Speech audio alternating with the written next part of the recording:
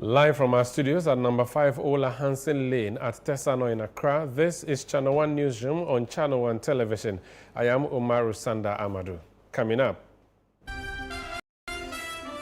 court remands NPP Bono Regional Chairman Abronya DC over offensive conduct charge. This unfair application of the law, the bias is becoming too much. We are going to rise up against this unfortunate treatment. Police arrest Alhaji Sofo Azoka over assault on NPP Vice Chairman during Akwetia by-election. Shifting to solar. Well, even this studio, when it became critical, management decided that it should be on only from 6 a.m. to 10 a.m. shutdown, 4 hours a day. The rest of the day, we don't want it on. They will sometimes come to plead that they really need to do some work here. We overrule them because of the cost of electricity. In Channel 1 business,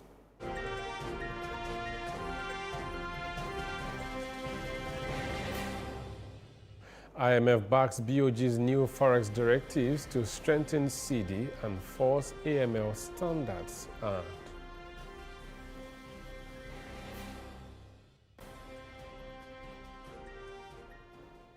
And in Channel 1 Sports,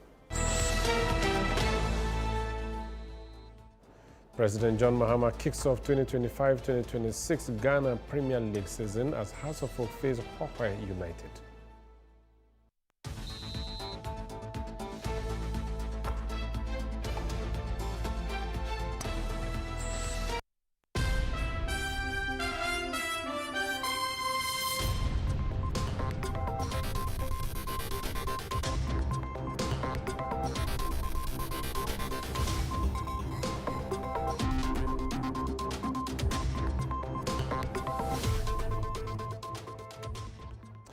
We're grateful that you join us for the Channel 1 Newsroom on Channel 1 Television. We settle for details of our stories and we go to the courts where a lawyer for the Bono Regional Chairman of the NPP in Okafuakwa has confirmed that his client has been remanded into police custody for 2 weeks. This follows his arrest on September 8 and subsequent charge of offensive conduct conducive to the breach of public peace.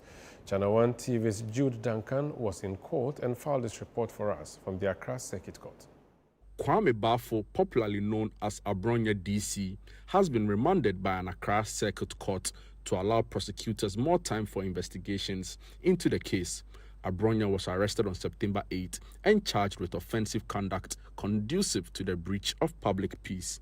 Prosecutors argued that the remand was necessary to complete ongoing investigations.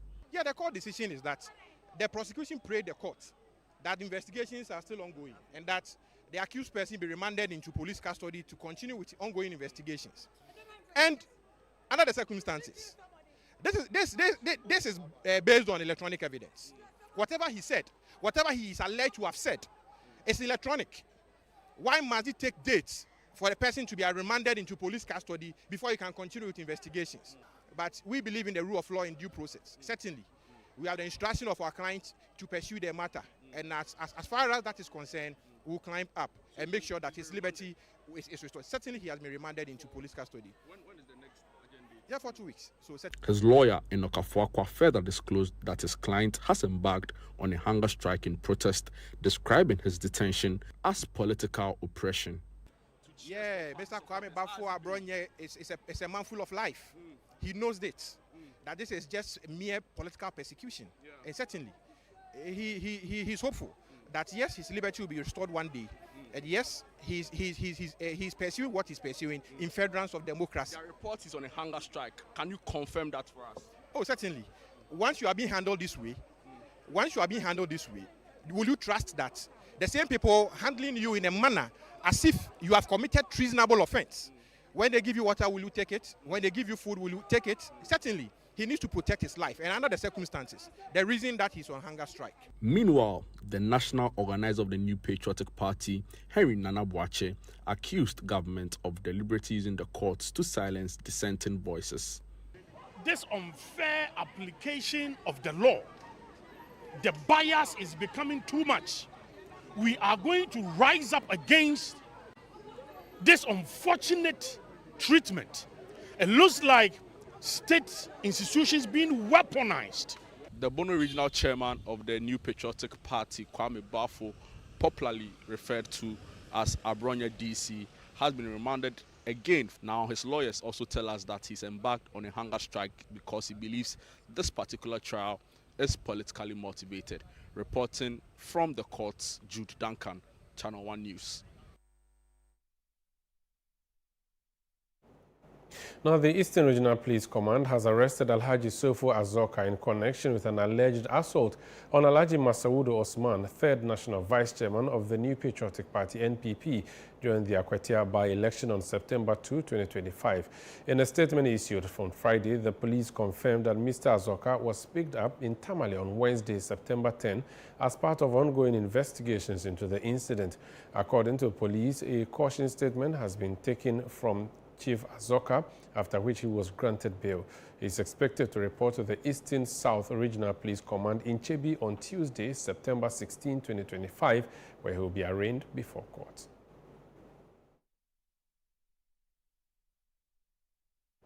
Now, residents of Mpetuam in the Amansia West District of the Ashanti region staged a protest on Friday over the death of 2 people, including the assembly member for the Isasi Dominasi electoral area.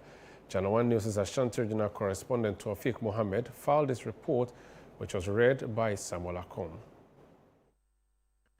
The protest follows a violent clash on Monday, September 8, 2025, between some residents of Mpatuam and military officers guarding a mining concession belonging to Asanko Gold Mining Company. The incident resulted in the death of 2 individuals, including Samson Dankwa, assembly member for Isasi Dominasi, carrying placards with inscriptions such as Asanko must go, peace not war, Manso, we need peace, and Asanko Road must change. Residents poured onto the streets to demand justice and accountability. Even before the Ashanti Regional Minister's arrival, colleagues of the late assembly member at the Amansia West District Assembly had called on government to set up a committee of inquiry into the incident. They described him as a dedicated leader and urged Asanko Gold to channel grievances through the assembly to avoid further unrest. Need justice. They can't come and kill an honorable member and go scot-free. Those perpetrators should be arrested. Government should come in to yes. A full investigation must be conducted. Even a committee must be set up for it to see the outcome of the incident. And we are also urging the Asanko people, those mining at the area, to also come in, because he has some children left with a wife and a mother. He's the breadwinner for the family, so they should come in. But we don't know why they do this at this time. From now on, through our petition, we've alerted them that if they have issues, they should come to the assembly. We have opinions leaders at the area. We have the chiefs, the assembly members, the unit committee members over there. So when they are with issues, they should just report to the Honorable DC over here. Meanwhile, the Ashanti Regional Minister, Frank Mwakohene, visited Mpatuam to console the bereaved families and the community. He assured residents that steps were being taken to resolve the matter and appealed for calm. I'm a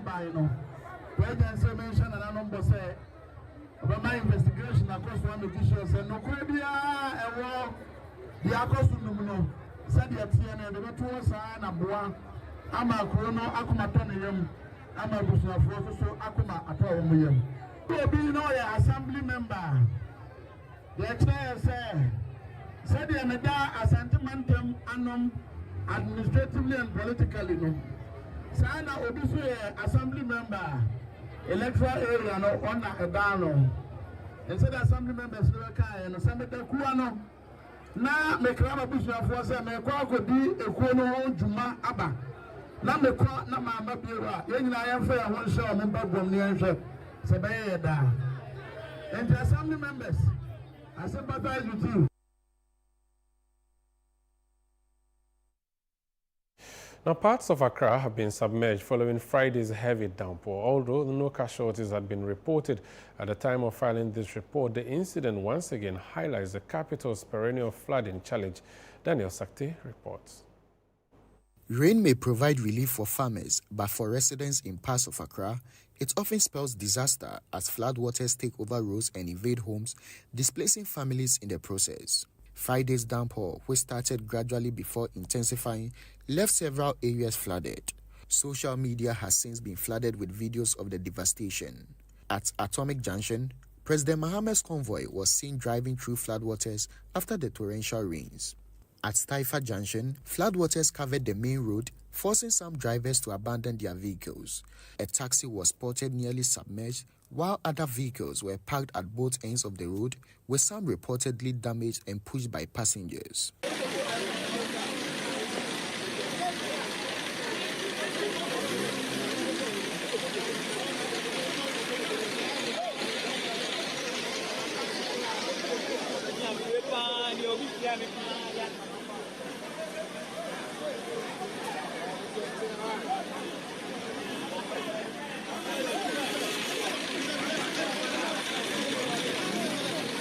On the Accra-Pokwasi stretch, the situation was no different as hours of heavy rainfall compounded difficulties on the already under construction road. Now, management of the state-owned Ghana Broadcasting Corporation says it has been forced to decommission 2 of its studios due to soaring electricity bills. According to the state broadcaster, it currently pays about 100,000 Ghana cedis weekly to the Electricity Company of Ghana, ECG, to avoid disconnection, despite migrating part of its operations to solar energy. During a visit by the Parliamentary Select Committee on Communication and Information, GBC management revealed plans to extend the use of solar energy to its Kanda branch in a bid to cut down costs and sustain operations. Channel 1 News' Ni Ayukwe Okain followed the committee. The Communication and Information Committee of Parliament on Friday paid a working visit to the Ghana Broadcasting Corporation, GBC. During the engagement, management revealed that it has been compelled to decommission 2 of its studios due to high electricity consumption. Well, even this studio, when it became critical, management decided that it should be on only from 6 a.m. to 10 a.m. shutdown, 4 hours a day. The rest of the day, we don't want it on. They will sometimes come to plead that they really need to do some work here. We overrule them because of the cost of electricity. If you look at financially the cost of running this place for another 4 hours, the load on our bill, electricity bill, is very high. So the only way, if you can pay your bill, you reduce your consumption, isn't it? That's exactly what we are doing. These type of equipment cannot be purchased from our IGF because, I mean, that runs into millions of dollars and it is not within our means. That is because the Japanese came to our aid, and we will need a similar gesture to keep the other studio on, and we don't have it. Management further disclosed that the corporation has been shortchanged by about $5 million in revenue annually as a result of the government's failure to honor its financial obligations for the use of its mast in running the National Digital Terrestrial Television (DTT) platform. The GBC owns the masts on which the national DTTs roll out for all TV channels to operate. We do not earn anything from it. And we think that that was a missed opportunity, and we still think that something can be done about it, that the national DTT plan is sitting on the Ghana Broadcasting Corporation assets, and as landlords, we should be benefiting from that. We could have made between $5 to $7 million annual for charges of using our mast. We're getting zero. The Director General of GBC, Professor Amin Al-Hassan, also stressed the need for proper compensation in the event of government's purported plan to utilize GBC's mast for the rollout of the 5G network. We have done our investigations. We are understanding that the 5G rollout will likely require our masts across the country. And we want to pray to Parliament to support GBC, because the 5G rollout, unlike the DTT, is a private sector affair. And so, yes, we will release our towers, our masts, but we expect that rent be paid at market rates so that it will support GBC's financial stability to be stable. Professor Al-Hassan additionally reviewed the privatization of the management of the GBC as part of broader reforms to ensure sustainability. The management will be entirely privatized so that we'll see what it can. That is the model we are looking at. But as for the private sector participation to shareholding, it hasn't helped us because we own, we have 6% share in multimedia. What do you call it? Joy. The benefits we get from it, no, it's not. Okay. And then Metro TV, I can tell you, there's no record, 6% in Joy, that's multimedia, and 50% in the Metro. Metro hasn't brought anything to the table in the last 30 years. The assurance from the Communication and Information Committee of Parliament is that these concerns raised would be channeled to the sector ministers for redress. Reporting for Channel 1 News from the Ghana Broadcasting Corporation in Accra, I am Ni Ayukwe Okain. Now, the Greater Accra Regional Coordinating Council has intensified its campaign to make Accra clean. The initiative seeks to transform the capital's sanitation landscape through strict enforcement of bylaws, modernization of waste management systems, and sustained behavioral change among residents. As part of this drive, government has relaunched the National Sanitation Day to be observed on the first Saturday of every month by all 261 metropolitan municipal districts. With sanitation still a critical challenge, we are joined in the studio by the Chief Coordinator of the Keep Greater Accra Clean Project, Tony Addison Dodo, for a conversation on this particular campaign. You're welcome to Channel 1 Newsroom, Mr. Dodo. Thank you very much for having me. So you're coordinator of Keep Greater Accra Clean. Is that the same thing as what former Minister Henry Quartey left behind, or this is a new concept? Well, he was the former regional minister, and we inherited every good thing that he left behind. Okay. And we thought it wise that sanitation has become an issue of national concern. Mm-hmm. So as Greater Accra, as RCC, we have adapted it, and we have put in measures to augment the works of the assembly. We have seen that the assemblies alone cannot curb the sanitation situation in the region. So what's the Keep Greater Accra Clean agenda? What's it about? Okay, so Keep Greater Accra Clean project. It's a project whereby we are letting corporate bodies own their environment. We are letting the market traders own their environment. We are encouraging citizens to own their environment so that they can help clean the environment. Now, during Henry Quartey's time, and forgive me if I keep referencing, but that's the most recent time we saw something like that happening. It was keep your frontage clean, and these whole slogans that they were doing where they move around and clean the gutters. Is that the same thing you're doing, or there's a difference in what you're doing now? Mine is a notch higher than that. Explain. So we want to modernize the city. Mm-hmm. We want to give the regional capital a facelift by introducing measures and developmental approach that would put our city, our capital city, on the map for tourists to know that, Greater Accra is clean. It's a place that you can visit and you can come and have business done here. When you say sanitation or clean, what is your focus? Is it liquid waste, solid waste, waste generated as a result of indiscipline, exhaustion as in gas? Which one is your focus? Okay, so we are concerned about the litter. We can see that there's so many garbage on our streets, especially our brothers who are addicted to drugs. They go into shops, they go into markets and pose as waste collectors. They collect this waste and they don't take it to the dumping site. They just leave them by the road. And we live in an environment where people have neglected their duties, their social responsibilities of keeping their surroundings clean. So my approach to sanitation is a multifaceted one, that I am doing education. Then after education, then we do enforcement. We have so many bylaws in the assemblies, but unfortunately, we don't enforce them, or we don't enforce them to the latter.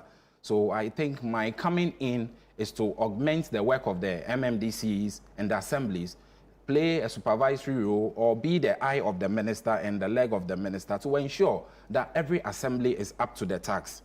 So what is the stage now, education or enforcement? Which stage are you at? Currently, we are at the education stage. How are you doing the education? We go to markets, we call the traders, we talk to them, and let them know that it is part of their social responsibility to own the community within which they ply their trade.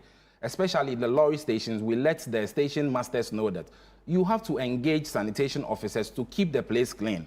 So currently, we have developed a model whereby we have sweepers, we have supervisors, and a task force. And we have started with Circle being the heartbeat of the capital and a major trading center.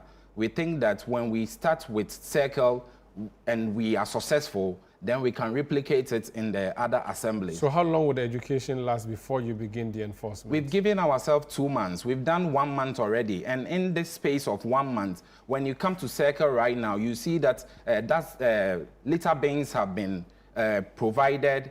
And trust me, I did not do this with my own money or the money from RCC. We spoke to the station masters, we spoke to the traders, and made them to buy the dustbins. And they've bought the dustbins, and we've gotten sanitation officers who clean the spaces that they are applying their trade, and they collect the waste. And we have engaged some waste management companies to be collecting the waste at the end of every day. It's good so when you get to Circle right now, you can see there's a lot of change. Okay, it's good you mentioned waste management companies, because a lot of the problems have to do with people collect the waste, gather it, and nobody comes to collect it, and then it is blown out back into the town.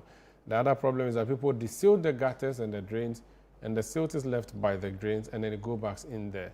So how strict is the collection of the waste? Because that's a crucial part of the management of waste. So that is why I said the approach is multifaceted.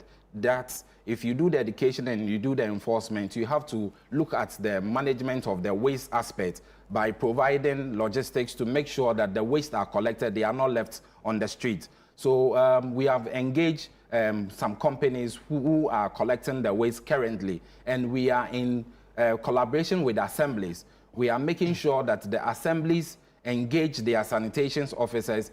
Assemblies, some of them have the trucks and the tricycles to collect the waste. So we are playing a supervisory role by calling on the MCEs. If we come to your assembly and we see there is a lot of waste, we first of all knock on your door to bring the problem to your doorstep for you to see that this is the problem that we have identified in your assembly. If you don't have the capacity to collect the waste or to take care of the problem, we come in as a rapid response. A team from the RCC come in under this project as a rapid response to help the assembly to collect the waste and to manage the waste. I know that per the AMA bylaws, which I knew when Chenche was the mayor, every trotro is supposed to have a litter bin in them. People are not supposed to buy from hawkers and all of this. So we have very good laws, but the implementation is a problem. What are you going to do about enforcing the bylaws of the assemblies? So we've used the 1 month to educate them. Now we are going to go strictly by enforcing the bylaws. That is why component of this project has a task force mechanism in the project, whereby you will be seeing very soon, you will be seeing task force in their vests under the project name, coming to your area, coming to markets to make sure that we enforce the bylaws. We are not coming to duplicate the work of the assemblies, but we are coming in to augment the work of the assemblies, to mop up that gap.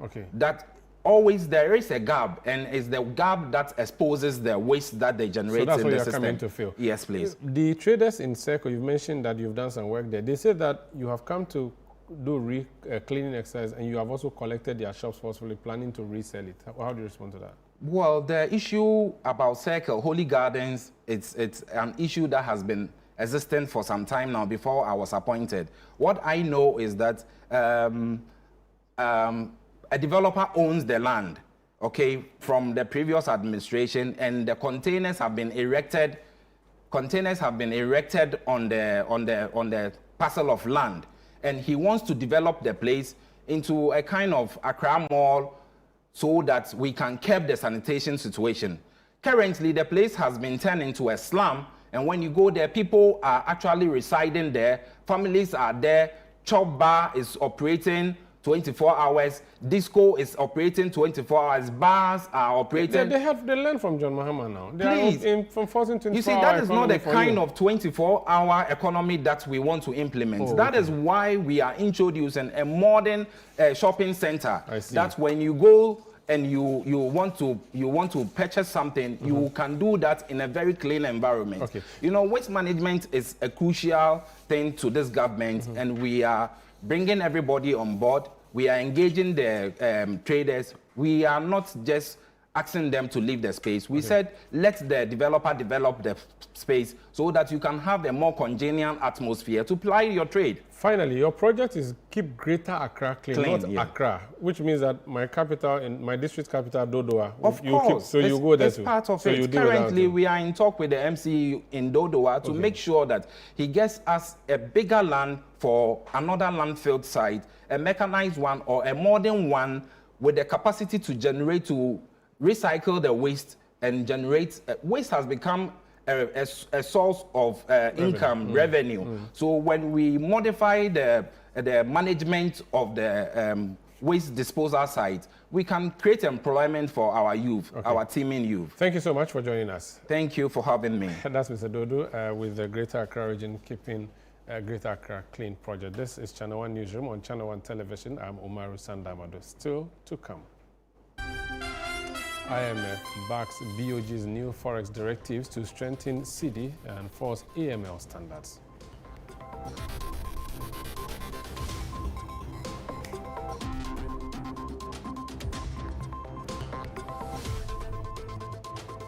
We'll tell you more after the break. Please stay with us.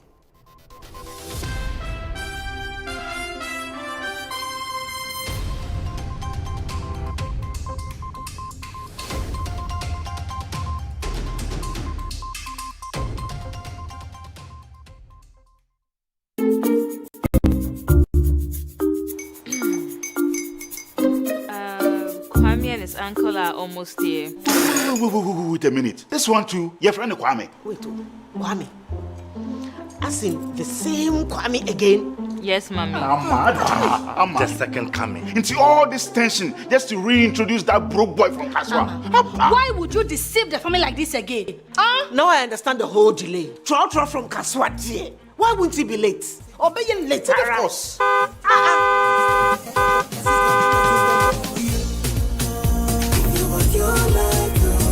Star 712 hash, star 712 hash. Yeah, you go fit the luckiest. Go fit from Georgia be luckiest. From not the block, she be luckiest. Yeah, you go fit be luckiest.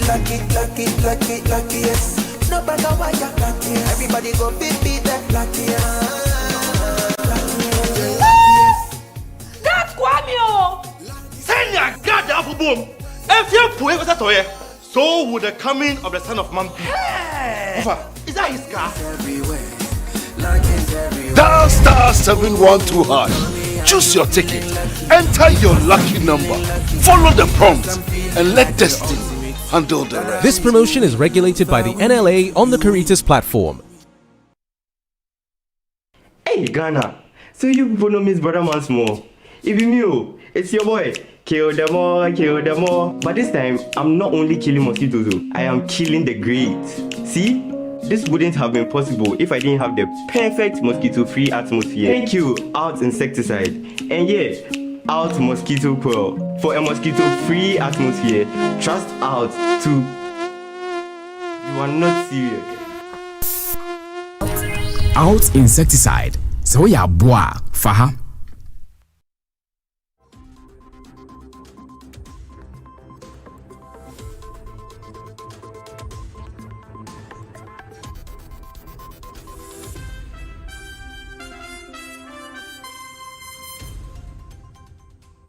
Welcome back. This is Channel 1 Newsroom on Channel 1 Television. Next is Channel 1 Business with Netili Neti Ajaho.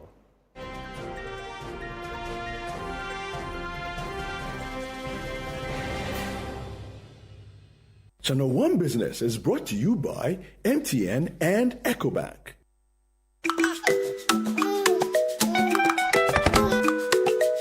How may I help you today? We'd like to open a bank account.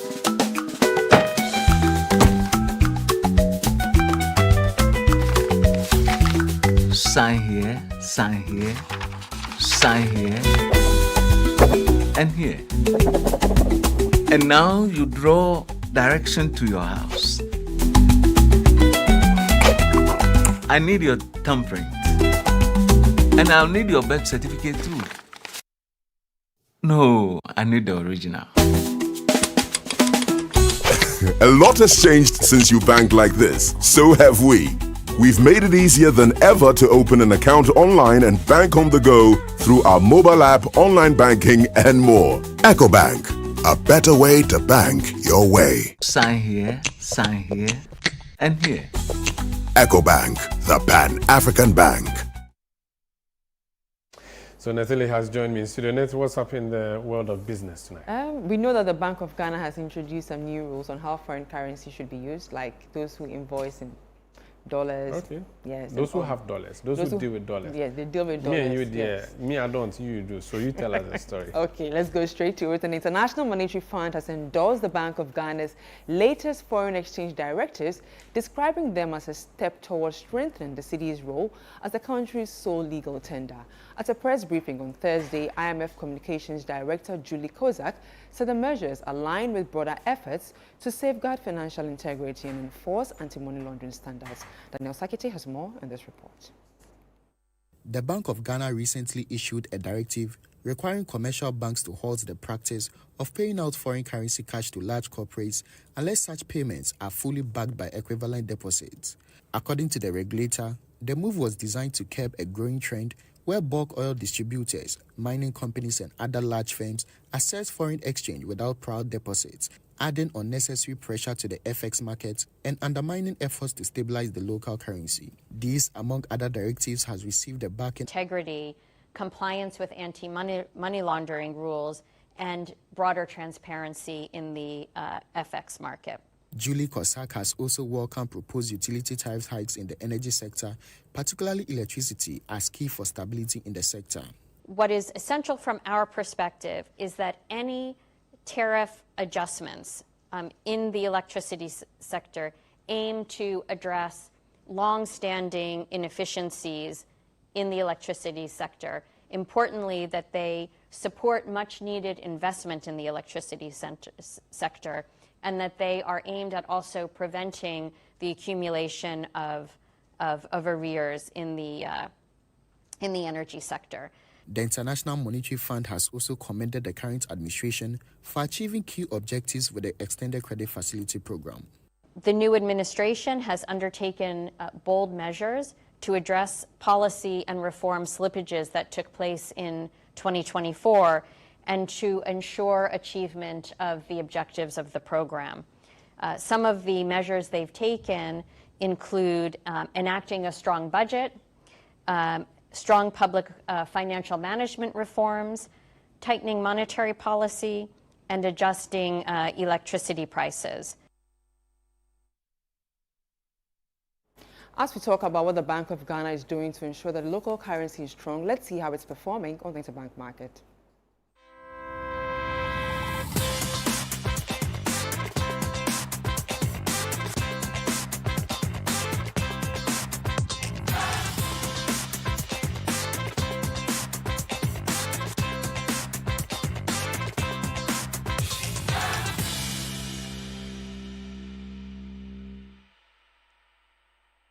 Now, market activity on the Ghana Stock Exchange contracted sharply in August 2025 as both volumes and values traded declined from the July levels.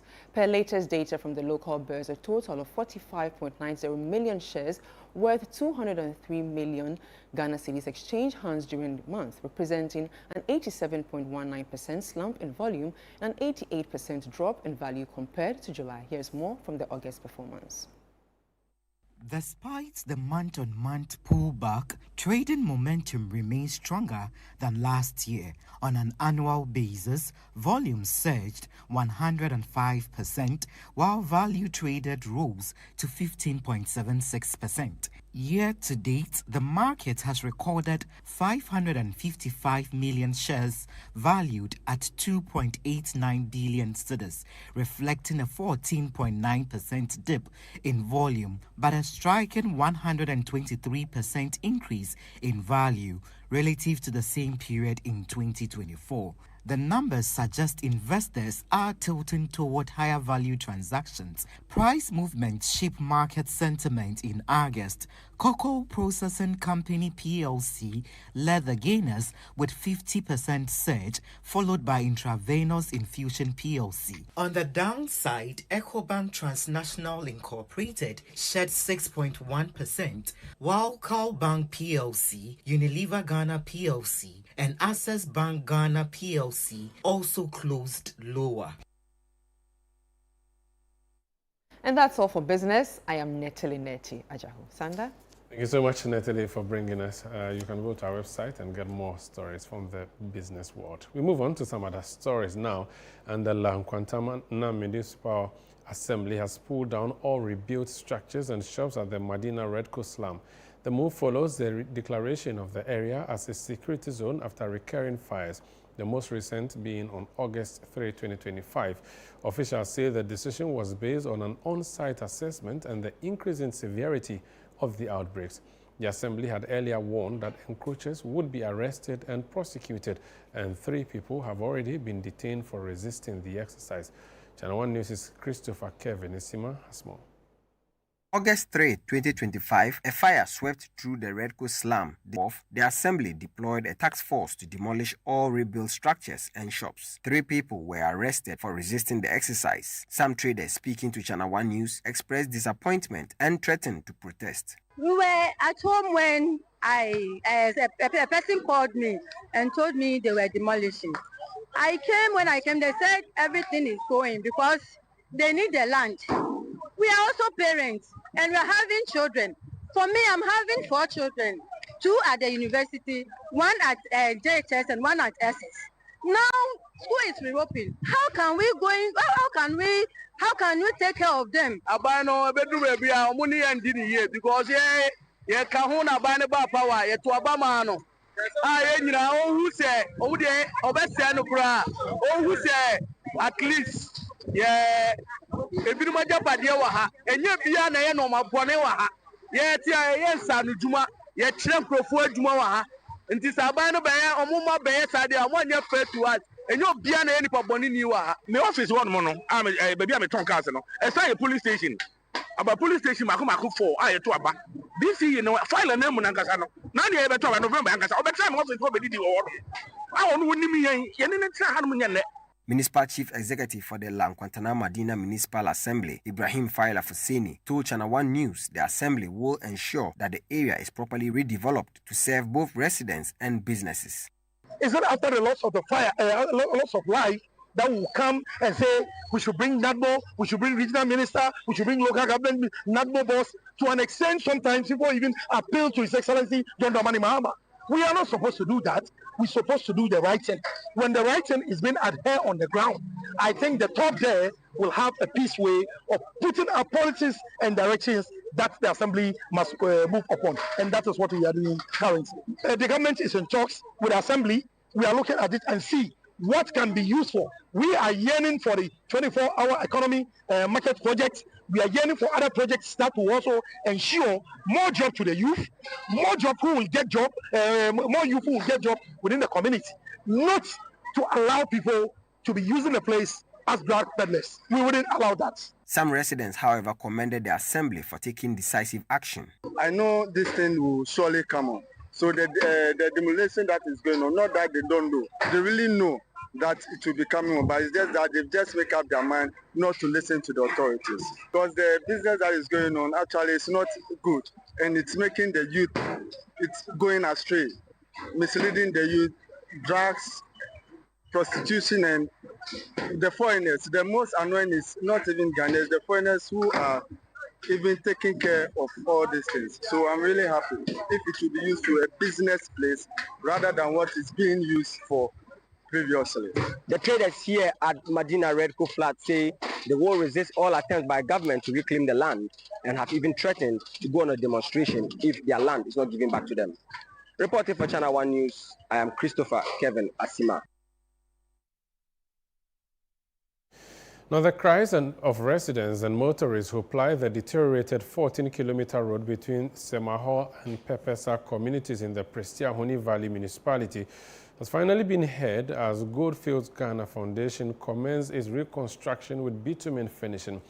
The road, upon completion, would serve over 10 farming communities in the area, but residents say it is too early to celebrate until completion, as successive governments have attempted but stopped its construction.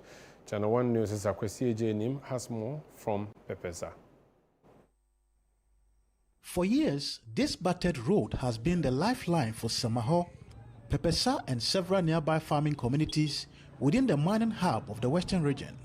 Countless appeals and unfulfilled promises have left residents struggling daily on the treacherous stretch.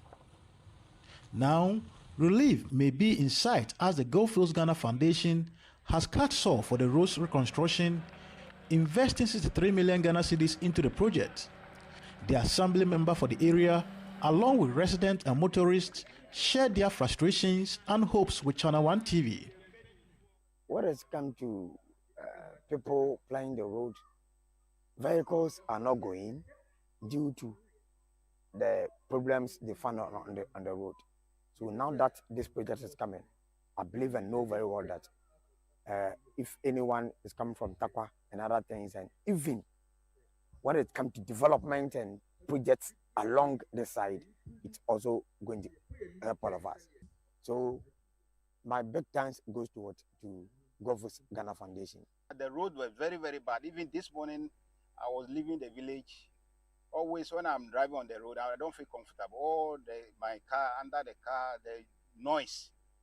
And the potholes are too more here to, from Tebe to Samahu. So it's very, very bad. I have to thank Goldfields. May God bless them. Because they think of us, we people living the neighborhood. Reassuring the public of their commitment to complete the project on time, the Executive Secretary of the Goldfields Ghana Foundation outlined the resources being dedicated to the road's reconstruction. Now we are very excited that the trustees of the foundation have approved that we invest over 63 million Ghana cedis to just fix it once and for all, instead of the piecemeal approach that we were using in the past. This is going to be a double seal. Technically speaking, it's even triple. Consider the sub-base and all the other amenities that we are going to have. The Municipal Chief Executive for Prestiahoni Valley, Dr. Matthew Aye, who was present at the sword cutting ceremony, lauded Goldfields Ghana for stepping in to support the government's efforts. There were mining companies be brave, but they be a make us oka infrastructure massive. Enye yenya adie bia na yemfa nkyerɛ pictures and the cameras Goldfields the foundation yenyina yebegye atomu sɛ from Takwa to Abosu to the Amai road no road dutwem me wo gidie pa omumu sɛ de mo aye penti no we de kakra bi sɛ mo betumi aye. Now, the funeral committee for the late Asantehemaa Nana Ama Konedu Iyadom III has directed the public to remain indoors on Thursday evening as the final burial rites take place in Kumasi. According to the committee, the directive aligns with long-standing Ashanti tradition ensuring dignity, order, and solemnity during the rites of passage for the Queen Mother. Ashanti regional correspondent Bright Yeboah reports. The Asantehemaa Nana Ama Konedu Iyadom III, who passed away on Thursday, August 7, 2025, will be laid in state from Monday, September 15 to Thursday, September 18, 2025. In line with custom, the committee has cautioned residents in Kumasi to remain indoors on the evening of Thursday, September 18, when the final burial rites will be observed.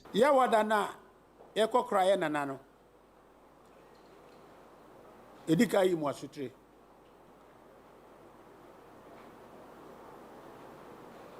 Yɛde ne bɛkɔ obi a ne fa kɔ yɛde bɛkɔ brɛman. Bantuma afei kɔ brɛman. Ɛsrɛ mo anwummerɛ no monhyɛ fie wae. Tete hɔ no nanka sɛ awia koraa na nkɛde bibi kɔ a ɔhene ayi bi ba a wosɔre. Na woli anadwo obi amfa ɔhaw bi anto so asi hyɛ fie. Yɛ wada no ɛni diem. Asantehemaa yie ne ɛyɛ no. Mo bie mie ni shop wo. Aha. Schools nyinaa yɛbɛtum. Banks yɛbɛtum. Offices nyinaa no yɛwada esi atum. At a press briefing, the funeral committee announced the schedule of the homage. Monday, religious groups, political parties and corporate bodies. Tuesday, the judiciary, security agencies and financial institutions. Wednesday, traditional leaders, ministers of states, diplomats, parliamentarians and MMDCs. Thursday, the president, former presidents and former vice presidents. The committee adds that members of the general public may attend on any of the days. Oba Nasa opasa kwhwe enanana enidie enu obom yo Asantehemaa mere onfa asumade bi enko udru ha na oyoba na aboduku a udru ha na watu hwena obia nyana adwen se okotwa mfoni ho Itimubio. Shana obia nyana dwen se okotwa mfoni wo ho. Se ye chiw se wu twa mfoni a. Ene wa ojejirije. At a time when the Ashanti region mourns and prepares for the final burial rites of the Queen Mother, the funeral committee counts on the cooperation of all. For Channel 1 News, I am Bright Tieboa. And here in our studios in Accra, I am Omaru Sandamadu. You are watching Channel 1 Newsroom on Channel 1 Television. Still to come. President John Dramani Mahama kicks off 2025-2026 Ghana Premier League season as House of Folk face Hohwe United.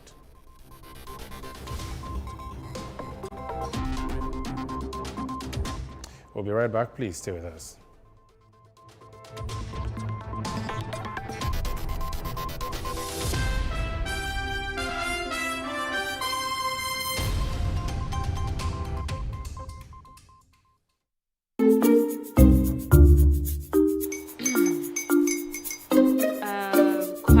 Uncle are almost here. Wait a minute. This one too, your friend Kwame. Wait, Kwame. As in the same Kwame again? Yes, Mommy. The second coming. Into all this tension just to reintroduce that broke boy from Kaswa. Why would you deceive the family like this again? Now I understand the whole delay. Trotro from Kaswa dear. Why wouldn't he be late? Or be late? Of course.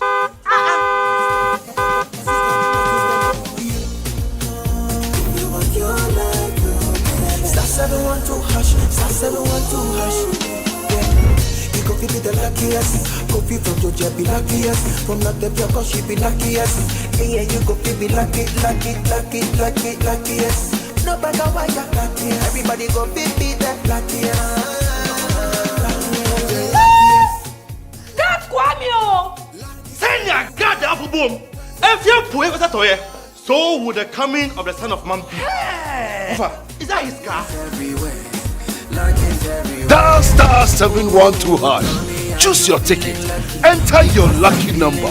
Follow the prompts and let destiny handle the rest. This promotion is regulated by the NLA on the Caritas platform.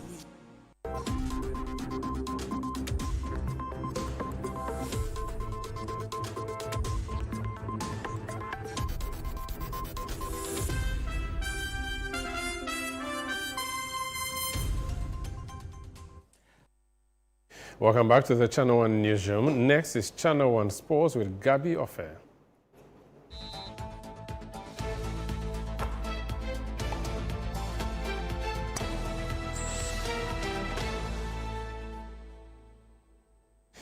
The biggest league begins tonight, isn't it? Or you don't believe that's the biggest league? Well, it is. In our part of the world, it is. Oh, I said in the world, though. Like in the world? No. I should slow down small. In the world, yeah, I disagree. Please tell us what's happening with our league. Yeah, so Hearts of Oak are in action.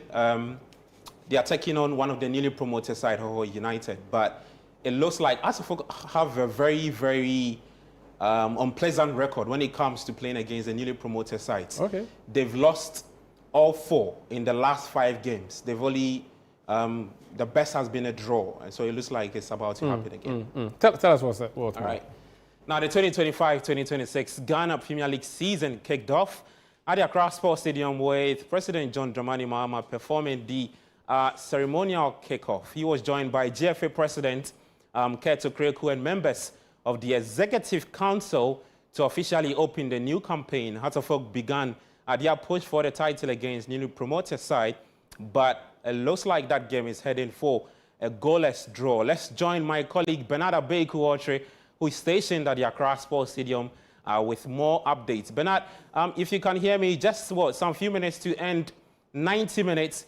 Just what are your thoughts about what you've seen from Hearts of Oak? Of course, people have tipped them to go on and win the title this season. Are you impressed with what you've seen? Well, gaining a point also gives you that edge to be unbeatable, right? And it gives you another edge into getting closer, into doing something material, getting the trophy at the end of the season. It seemed that the picture that's been painted here, but for Accra, this is their home game.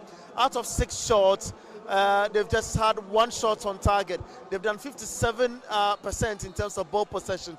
Well, it tells the dynamics of the game, isn't it? They've gotten the best defense in the previous campaign.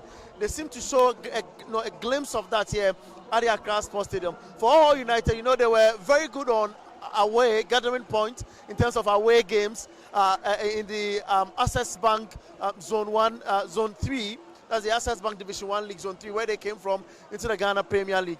They were very with a very good side, fetching points from away. They get 17 points in that campaign. This is a new campaign. They seem to be performing well here at Accra Sports Stadium in an away fixture again. The fans are here. They are super excited about what they are doing. But for me, it has not been that, excellent game that we seem to want to have. But it also preaches that clubs have been preparing well behind closed doors. And this kind of game tells whatever work each club has been putting into themselves to come up onto this stage of the competition. It's 0-0 here, a little bit, about 71 minutes into the game here at Accra Sports Stadium. We are still yet to have the virginity of the game broken. But let's move away from the game. Let's talk about that performance from Stoneboy. I can see behind you that it's not too good when it comes to spectatorship. Just what are your thoughts about how the spectators welcome that performance from Stoneboy? What can you tell us? Oh, it was electric, I should say, with the number of fans here, because I didn't envisage the crowd to be shouting, as he sang along. But it seemed to be what the fans were doing. They loved this performance, even though the facility was not filled to capacity. I would say this is bad for match day 1 of the Ghana Premier League. Maybe as the team goes on and, of course, gathers more points and the play becomes exciting, maybe we'll draw numbers into the stadium. But I must commend the Ghana Football Association and the organizers for pulling a big card like Stoneboy up here, in here, with the numbers a little, smaller. But performance was excellent. People were jamming to JJJ and, much more of the biggest songs this fantastic dancehall artist, has in his collections. He performed well. The fans here enjoyed themselves. But just quick one before I let you go. Did the president show up for the game? No, he didn't.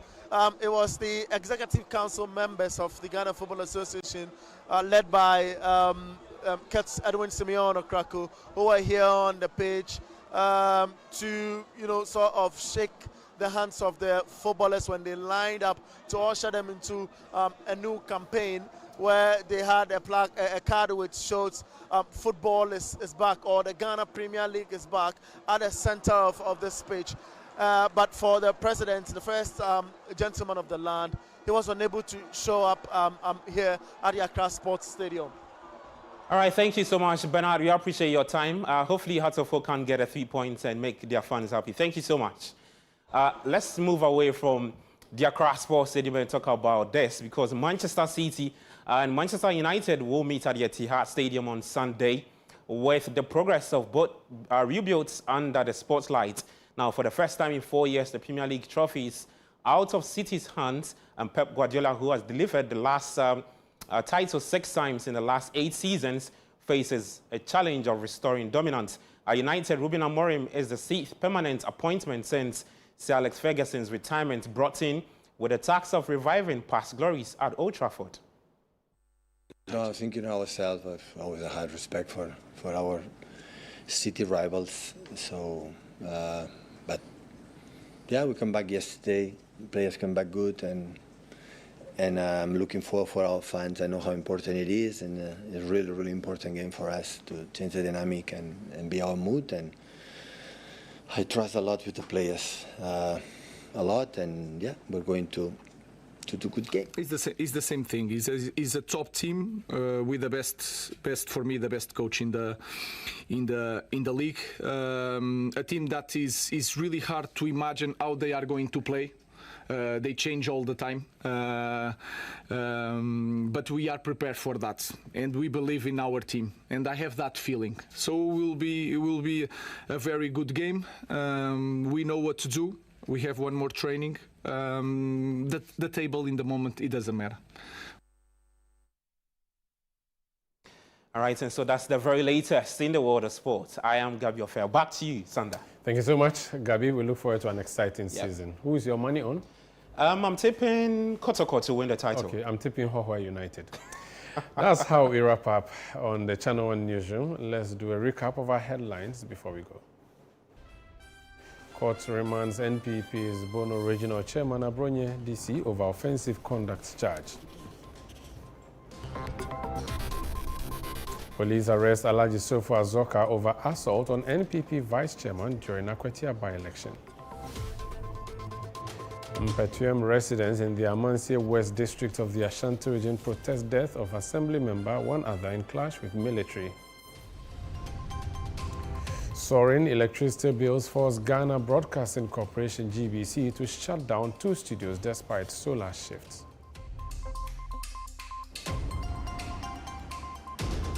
You can visit our website, channel1newsonline.com, for information on our top stories and more.